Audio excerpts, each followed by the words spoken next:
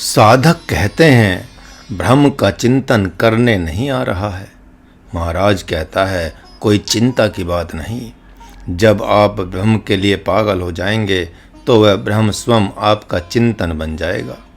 आप तो ये विचार करें कि आप उसके लिए कितना जी रहे हैं। जितना आप उसके लिए जी रहे हैं उसके अनुपात में ही वह आपके लिए साधन बनेगा। सपने में आप कामी क्यों होते हैं? इसलिए कि आपका जागृत का भगवान आपके सपने में नहीं पहुंचा है। ब्रह्म चिंतन यदि नहीं हो रहा है अथवा समझ में नहीं आ रहा है तो भगवान के नाम का अखंड जाप ही होवे, अखंड स्वाध्याय ही होवे। ब्रह्म चिंतन तो जप तप योग का फल है। पहले आप पत्ते और फूल की चिंता करें। जब आप कहते हैं कि ब्रह्म चिंतन नहीं होता तो कुचिंतन तो होता ही होगा। वह कुचिंतन जहाँ जहाँ से हो रहा है वहीं वहीं से ब्रह्म चिंतन करें। आप हर विचार के तह में जाने का प्रयास करें। उसके उपरांत आध्यात्मिक चिंतन स्वतः प्रारंभ हो जाएगा। आपने देखा होगा कि कोई पागल जड़ की तरह रहता है, न बोलेगा न हंसेगा, बल्कि बस बालक की तरह देखता रहेगा। क्यों? इसलिए कि उसके चित्त का एक ऐसा स्तर खुला हुआ है जहाँ से विचार प्रकट होते ही नहीं। इसलिए उसकी बाह्य स्मृति खो गई। वह ऐसी जगह से देख रहा है जहाँ से अपने पराये का बोध हो ही नहीं सकता। एक ऐसे व्यक्ति को महाराज ने देखा है जो सोए हुए में जाग जाता है। सब लोग उसके सामने रहते हैं, परस्पर में उसके प्रति बात करते हैं, किंतु वह देखता रहता है। बहुत झकझोरने पर वह बाह्य जगत में आता है। कुछ पागल ऐसे होते हैं जो अपने आप से ही बात करते रहते हैं, क्योंकि उनका राजस चित्त खुल जाता है। इसलिए वे बाह्य जगत में न रहकर अन्य लोगों के विचारों में खोए रहते हैं। अतः बाह्य स्मृति से उनका संपर्क कट गया होता है। ठीक इन्हीं दोनों पागलों की तरह एक तीसरा संत भी पागल होता है, जिसके भीतर ब्रह्मचिंत प्रकाशित हो गया रहता है, जिससे आध्यात्मिक चिंतन की धारा प्रवाहित होती रहती है। वेद पुराण एवं शास्त्र आदि उन्हीं पागल संतों की आध्यात्मिक चिंतन धारा हैं। आम आदमी के लिए संत भी एक आश्चर्य की तरह दिखाई पड़ता है, क्योंकि वह अपने आप की मस्ती में मस्त रहता है। यदि आपके तन मन वचन एवं बुद्धि में अभी आध्यात्मिक योग्यता नहीं है, तभी यदि आपके लिए ब्रह्म चिंतन बन गया तो आप भी पागल हो जाएंगे। वह आपके हृदय में ज्ञान रूपी दीपक इसीलिए नहीं जलाता कि कहीं आप खतरे में न आ जाएं। इसीलिए तो पहले भगवान ने मन बुद्धि चित्त तथा संपूर्ण इंद्रियों से अहर्निश अपने लिए जीने की बात की है। ऐसा करने से आप में जब वह शक्ति प्राप्त हो जाएगी तब प्रभु ज्ञान एवं चिंतन बन जाएगा। महाराज ने एक सद्गुरु के शिष्य को देखा। वह सोचने लगा कि इतना समय हो गया, भगवान का चमत्कार तो कुछ हो ही नहीं रहा है।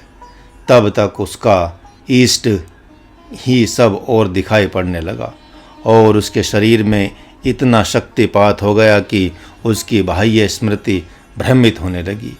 उसने उसी अवस्था में भयभीत होकर कहा, कहीं मैं पागल तो नहीं हो रहा हूँ। तब उसके सद्गुरु ने कहा, बैठो बैठो, पद्मासन में बैठो और आंख बंद कर ध्यान करो। उसने वैसा ही किया और कुछ देर के बाद सद्गुरु ने अपनी माया समेट ली। इस शरीर रूपी लोक में दो प्रकार के शरीर हैं, एक आध्यात्मिक और दूसरा भौतिक। जीवन पर्यंत आपका भौतिक शरीर ही काम करता रह जाता है, जब तक कि आध्यात्मिक शरीर का योग नहीं हो पाता। भोजन से संबंध होने पर नींद की धारा बहने लगती है। उसी प्रकार आध्यात्मिक सद्गुरु के अति निकट होने से ब्रह्म चिंतन की धारा बह चलती है। शरीर के भीतर तीन प्रकार की धाराएं हैं, जिनसे प्राय सभी परिचित हैं। राजस धारा में राजस विचार, सात्विक धारा में सात्विक विचार तथा तामस धारा में नींद का बहाना होता है, अर्थात नींद रूप धारा बहती है। किंतु इस शरीर के परे विलक्षण शरीर है।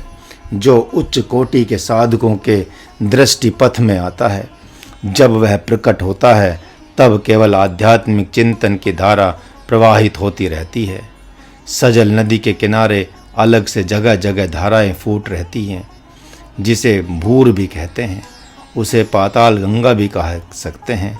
उसी प्रकार लंबे काल तक जप, स्वाध्याय और सत्संग चलने पर उस निष्क्रिय से रहने वाले चौथे शरीर से आध्यात्मिक धारा अर्थात ब्रह्म चिंतन प्रवाहित होने लगता है। स्पष्ट ही है कि शरीर में ब्रह्म है तो ब्रह्म का चिंतन भी है, ब्रह्म का ज्ञान भी है, ब्रह्म की शक्ति भी है। आप कहते हैं भगवान शंकर सदा समाधि में रहते हैं और ब्रह्मा तथा विष्णु भी सम शांत हैं। यदि ऐसा है तो आपके ध्यान में उनका ध्यान और उनकी सम शांतता भी तो प्रकट होगी। मूल में आध्यात्मिक शरीर है और ऊपर ऊपर भौतिक शरीर है। आध्यात्मिक समर्पण ही एक योग है, वही ब्रह्म से मिलन का योग है। इस योग के प्रकट होते ही आध्यात्मिक चिंतन रूपी दीपक प्रकाशित होने लगेगा।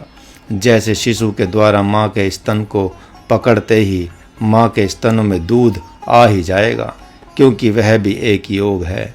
प्रभु कृपा द्वारा आध्यात्मिक ज्ञान रूप दीपक जब जल जाता है तब शोक संताप रूप अंधकार के विलीन हो जाने से मायावाद कर्मवाद सब समूल नष्ट हो जाते हैं। आप कहते हैं कर्मवाद समूल नष्ट हो जाएगा, किंतु शास्त्र पुराण तो कहते हैं कि ब्रह्म हत्या का पाप तो भोगना ही पड़ेगा। फिर आप ऐसा किस अर्थ में कह रहे हैं? नहीं नहीं, ऐसा नहीं है। शास्त्र तो बहुत कुछ कहता है, लेकिन सब के लिए सब कुछ नहीं कहता। वह तो पात्र की अवस्था को देखकर उसके चित्त की व्यवस्था के लिए कुछ कहता है। भक्ति पक्ष के साधक के पास जैसा कहता है वैसा ही ज्ञान पक्ष के साधक के पास नहीं कहता। यहाँ पर अनन्य भक्ति योग की बात की जा रही है, जो अहरनिश सद्गुरु की अध्यक्षता में है तथा सर्वत्र आत्मदर्शन का अभ्यास कर रहा है। यह बात उसके लिए कही गई है। ब्रह्म हत्यारा सद्गुरु को प्राप्त नहीं कर सकता, और यदि उसे सद्गुरु प्राप्त हो गया है तो वह ब्रह्म हत्यारा रहा ही नहीं। शास्त्र ने ही तो कहा है, पापवंत कर सहज सुभाऊ, भजनु मोरी ते ही भाव न काऊ। मूल में ब्रह्म हत्या का कोई पाप नहीं लगता, अर्थात आत्मा को ब्रह्म हत्या का पाप कभी स्पर्श किया ही नहीं। ब्रह्म के शरणागत होकर अव्यभिचारिणी भक्ति योग का सेवन करने वाले भक्तों के हृदय में भगवान स्वयं दीपक, घी और आग भी बन जाते हैं। मानो भगवान अर्जुन से कह रहे हैं कि साधन और साध्य दोनों मैं ही बन जाता हूँ। हे पार्थ, विचार कर लो कि तुम प्रारब्ध में जीना चाहते हो या ब्रह्म में। प्रारब्ध तुम्हारे मन बुद्धि चित्त में है, किंतु निर्गुण निराकार ब्रह्म सगुण साकार बनकर सद्गुरु रूप में तुम्हारे सामने खड़ा है। महात्मा अर्जुन ने अति आनंदित होकर भगवान के चरणों में सिर रखकर प्रणाम किया और पुनः रथ से नीचे उतरकर हाथ जोड़कर रथ की परिक्रमा करते हुए दिव्य स्तवन के द्वारा वंदना करना प्रारंभ कर दिया, जो भगवान को अति अभिष्ट था। अरे ये क्या, देखें राजन देखें, हे राजन देखें, संजय ने कहा। धृतराष्ट्र ने कहा, बोलो संजय बोलो, ऐसा क्या चमत्कार हो रहा है? एक विलक्षण झांकी प्रकट हो गई है। अन्नदाता भक्त अर्जुन हाथ जोड़कर रथ की परिक्रमा करते हुए प्रभु का स्तवन कर रहे हैं। अर्जुन उवाच, वे कह रहे हैं, हे प्रभु, अब मैं जान गया कि आपकी शरणागति के अतिरिक्त अन्य की शरणागति परम आश्रय नहीं है। ब्रह्मा विष्णु महेश और इंद्रादि देवताओं के भी देवता ब्रह्म होने से आप ही पर ब्रह्म परमात्मा हैं, इसलिए आप ही परम धाम भी हैं। हे प्रभु, यहाँ इस रूप के साथ साथ इस जीव जगत में जहाँ जहाँ आत्मज्ञानी के रूप में आप विराजमान हैं, वह भी आपका परम धाम ही है। अतः आप परम धाम वाले हैं। हे परम पावन संकल्प वाले, हे पतित पावन, आप ही सनातन दिव्य पुरुष हैं। हे जगतपते, आपने इस विग्रह की स्वयं से रचना की है। प्रकृति ने प्रारब्ध के माध्यम से इस विग्रह की रचना नहीं की है। अतः हे दिव्य पुरुष, हे अजन्मा, हे दिव्य तेज वाले, आप स्वयं से ही स्वयं को जानते हैं। हे प्रभु, संपूर्ण ऋषि जैसे देव ऋषि नारद, असित, देवल, व्यास आदि तथा स्वयं आप भी अपने विषय में जो कुछ कह रहे हैं वह सब सत्य मान रहा है। किंतु हे सनातन, हे पुरातन, हे अव्यय, मैं 24 घंटे जिधर देखूं आप ही दिखाई दें, सदा सर्वदा आपका ही स्मरण हो। इसके लिए आप अपनी दिव्य विभूतियों को विस्तार से बताएं, जिन विभूतियों से संपूर्ण जगत को आपने धारण कर रखा है। कहीं किसी भी काल में आपको न पहचानने के कारण से अपराध न हो जाए। जैसा कि आपको नहीं पहचानने के कारण आपको मैंने सारथी ही समझ लिया था। यद्यपि सारे प्राणी पदार्थों के भीतर बाहर आप व्याप्त हैं, आप ही इन कौरवों और पांडवों में भी हैं, लेकिन मेरे जीवन रथ पर विशेष बैठे हैं। इतना ही नहीं, किन किन भावों से, किन किन दिव्य मंत्रों स्त्रोतों से आपकी आराधना एवं साधना करूं जिससे कि आप प्रसन्न होते हैं, यह भी बता दें। तथा उन दिव्य विभूतियों के रूप में आप क्या कहते हैं, आपकी पूजा कैसे होती है, यह भी बताएं। हे योगेश्वर, हे सच्चिदानंद, यह युद्ध प्रारंभ होने का समय है, इसलिए इन लोगों की तरफ देखकर कहीं थोड़े में ही मत बता देना, जिससे मैं आपके उन नाम एवं रूपों से वंचित रह जाऊं। आपकी इस अमृतमयी वाणी को सुनने से तृप्ति नहीं होती। हे जनार्दन, इस दिव्य वाणी से आप मेरे हृदय को तृप्त करें, क्योंकि आपने अपने से ही गूढ़ात्मक रहस्य एवं नाम और रूपों को बताने की प्रतिज्ञा की है। महात्मा अर्जुन के मन की बात पुनः विस्तार से कही जा रही है, क्योंकि उनके द्वारा किए गए दिव्य स्त्रोतों से उनके हृदय का तत्कालीन भाव प्रकट हो रहा है। वे कहना चाहते हैं कि मन तो करता है केशव कि गांडीव उठा लूं, किंतु एक मन कहता है कि यह दिव्य अवसर है, कहीं यह हाथ से न चला जाए। पता नहीं पुनः ऐसा अवसर आए या नहीं आए। जीवन में बहुत बार साथ रहने का अवसर मिलता है, किंतु कभी भी आपने इन गोपनीय रहस्यों को मेरे सामने नहीं खोला है। आप नाराज न हो कि यह देर क्यों कर रहा है। मैं गांडी उठाऊं तो उठाऊं कैसे? पहले मेरा भूखा मन आपकी अमृतमयी वाणी से संतुष्ट हो जाए। हे प्रभु, अब पहले जैसा मोह नहीं रहा। मैंने मोह के वशीभूत होकर अभी अभी आपको, महाराज युधिष्ठिर को तथा अन्य आकाश में आए हुए इस लीला को देखने वाले ऋषि महर्षियों को क्षुब्ध कर दिया है। हे अप्रमेय स्वरूप, मैं अपने अपराधों के लिए आपसे क्षमा मांगता हूँ और आपकी दिव्य विभूतियों के नाम, स्वरूप और आराधना का साधन चाहता हूँ। जाने बिनु न होई प्रतीति, बिनु प्रतीति होय नहीं प्रीति, प्रीति बिना नहीं भगति दिढ़ाई, जिमी खगपति जल क चिकनाई। जब तक कोई भगवान को नहीं जानता तब तक उनके चरणों में उसे प्रीति नहीं होती।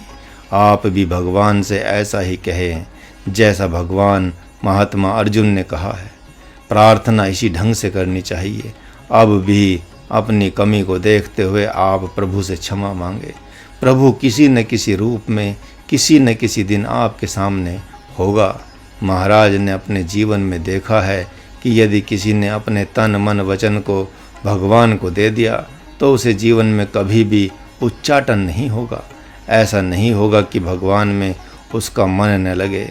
यदि आपका मन नहीं लगता तो कहीं आपने भगवान से कोई वस्तु छिपा तो नहीं रखी है, घर की वस्तु या प्राण छिपा तो नहीं रखा है। यह तो आप ही विचार करेंगे।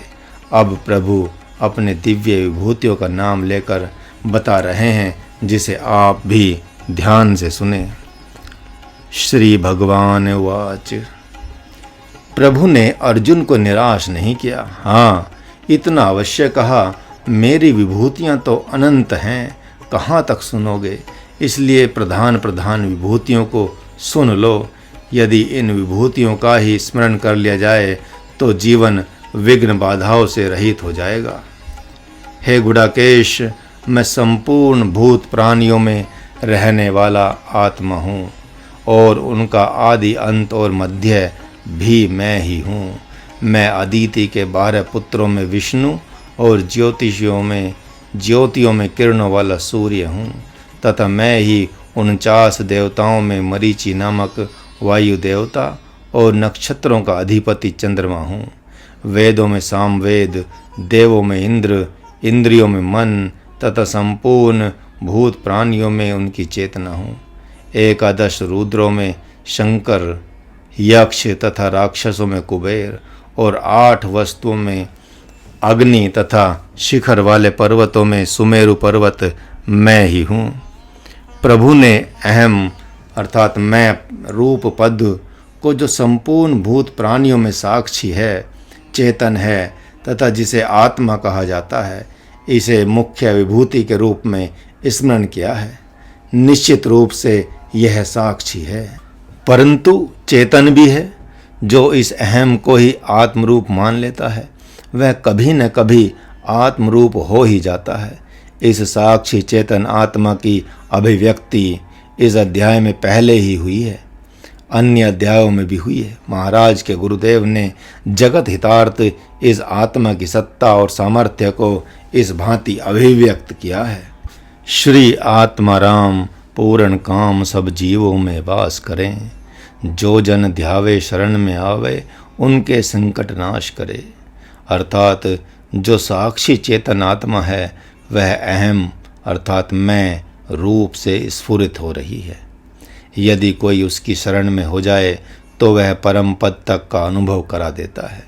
गुरुदेव ने यह भाव भक्ति पक्ष से दिया है। यदि राजयोग के द्वारा मैं ही सर्वत्र व्याप्त हूँ, शरीर सहित सारे भूत प्राणी मेरे में हैं और मैं इनके बाहर भीतर व्याप्त हूँ, इस प्रकार का चिंतन किया जाए तो यह इस आत्मा की ही उपासना हुई। चींटी से लेकर हाथी तक, पशु से पक्षी तक, नदी नाले वन पर्वत एवं ग्रह नक्षत्रों तक तथा अन्न फल एवं फूलों तक में यह अर्थात मैं स्फुरित हो रहा है, अर्थात स्पष्ट दृष्टिगोचर हो ही रहा है। मैं शरीर हूँ ऐसा आप कहते हैं तो शरीर की उपासना हो गई। उसी जगह यदि आप कह देते हैं कि मैं ब्रह्म हूँ, मैं ही आत्मा हूँ, मैं ही सनातन पुरातन अविनाशी ब्रह्म हूँ, तो यह आत्मा की उपासना हो गई। मैं शरीर हूँ इस भाव में सृजन संहार और पालनकार संपूर्ण शक्ति का ह्रास सा दिखाई पड़ता है। मैं शरीर हूँ इसमें आत्म विस्मृति हो ही जाती है तथा मैं शरीर नहीं आत्मा हूँ इसमें शरीर की विस्मृति हो जाती है और आत्मा की स्मृति होते ही सर्वज्ञता, सर्वव्यापकता तथा सृजन संहार और पालन रूप शक्ति पुनः प्रकट हो ही जाती है। यह वैसी स्थिति है जैसे कोई कामी पुरुष माँ और वेश्या के बीच में खड़ा है। वह माँ की तरफ देखता है तो निर्विकारी बन जाता है अर्थात अकामी ही रहता है, और वेश्या की तरफ देखता है तो कामी अर्थात सविकारी बन जाता है।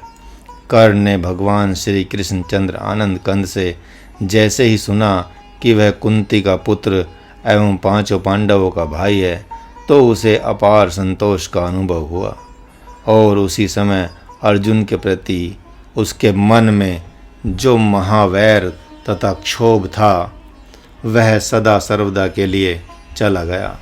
प्रभु के कहने पर कि अर्जुन और आपका युद्ध भूमि में सामना हो ही गया तो आप क्या करेंगे? उसने कहा, महादेव उसकी रक्षा करें।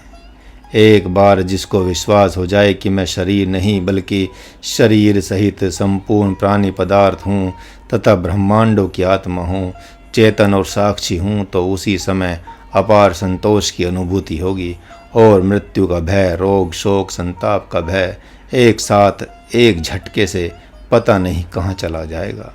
यदि ऐसा है तो आप भी या तो इसे सब जीवों में मानकर इसकी उपासना करें या अपने आप को ही आत्मा मानकर उपासना करें। निश्चित रूप से आप परम विश्राम को पाएंगे।